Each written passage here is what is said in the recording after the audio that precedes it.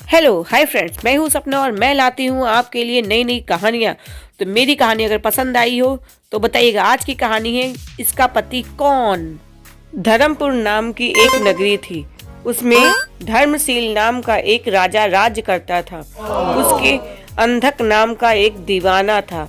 एक दिन दीवाना ने कहा, महाराज एक मंदिर बनवाकर देवी को बिठाकर पूजा की जाए तो बड़ा ही पुण्य मिलेगा। राजा ऐसा ही किया। एक दिन देवी को प्रसन्न होकर उसे वर मांगने को कहा। राजा ने कोई संतान नहीं थी, इसलिए उसने देवी से पुत्र मांगा। देवी बोली, अच्छी बात है, तेरे बड़ा प्रतापी पुत्र होगा। और कुछ दिन बाद राजा के घर एक लड़का हुआ। सारे नगर में बड़ी खुशी मनाई गई। एक दिन एक धोबी अपने मित्र के साथ उस नगर में आया। उसकी निगाह देवी के मंदिर पर पड़ी। उसने देवी को प्रणाम करने का इरादा किया। उसी समय उसे एक धोबीन की लड़की दिखाई दी जो बड़ी सुंदर थी। उसे देखकर वो इतना पागल हो गया कि उसे मंदिर में जाकर देवी से प्रार्थना की कि हे देवी, यह लड़की मुझे मिल जाए अगर तो मैं अपना सिर तुझे चढ़ा दूंगा। इसके बाद क्या था, घड़ी घड़ी वह बेचैन रहने लगा।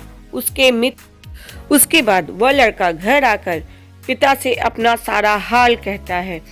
अपने बेटे का यह हालत देखकर वह लड़की के पिता के पास गया और उससे अनुरोध किया और कहने लगा, दोनों का विवाह हो जाना चाहिए। और फिर कुछ समय बाद दोनों का विवाह हो गया। विवाह के कुछ दिन के बाद ही लड़की के पिता के यहाँ एक उत्सव हुआ।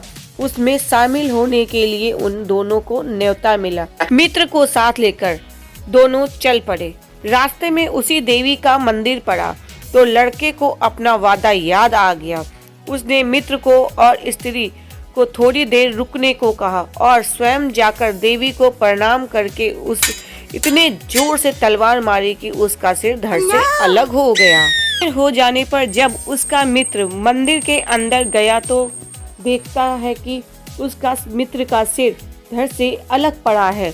उसने सोचा कि दुनिया तो बहुत बुरी है, कोई यह नहीं समझेगा कि इसने अपना सिर चढ़ाया होगा। सब यही कहेंगे कि सुंदर स्त्री को हड़पने के लिए मैंने इनकी गर्दन काट दी। इसके कहीं मर जाने से अच्छा है, यह सोचकर उसने भी अपने तलवार उठाई और अपनी गर्दन उड़ा दी। उधर बाहर खड़ी स्त्री हैरान हो गई। वह मंदिर के भीतर गई, देखकर चकित रह गई। सोचने लगी कि दुनिया क्या कहेगी, यह औरत कितनी बुरी होगी, इसने दोनों को मार आई है, इस बदनामी से मर जाना अच्छा है। यह सोच उसने तलवार उठाई और जैसे ही गर्दन पर मारनी चाहिए कि देवी प्रकट होकर उसके हाथ को पकड़ लिया और कहा, मैं तुमसे प्रसन्न हूँ, जो चाहे सो वर मांग सकती हो। स्त्री बोली, हे देवी, इन दोनों को जिला दो। देवी ने कहा, अच्छा, तुम दोनों के सिर को मिला दो, हम इसका सिर जोड़ देंगे। घबराहट में स्त्री ने दोनों के सिरों को इसके शरीर से उसके शरीर में, उसके शरीर को उसके शरीर में जोड़ दिया। ने दोनों को जिला दिया। अब दोनों आपस में झगड़ने लगे। एक कहता है यह मेरी स्त्री है, दूसरा कहता है ये अब मेरी स्त्री है। तो फिर दोस्तों आप कमेंट में बताइए कि वो औरत किसको मिलनी चाहिए, दोनों में से कमेंट में बताइए और फिर मैं उसका आंसर आपको बताती हूँ। जिसको अपना आंसर पता है वो बिना सुने कमेंट में लिखें।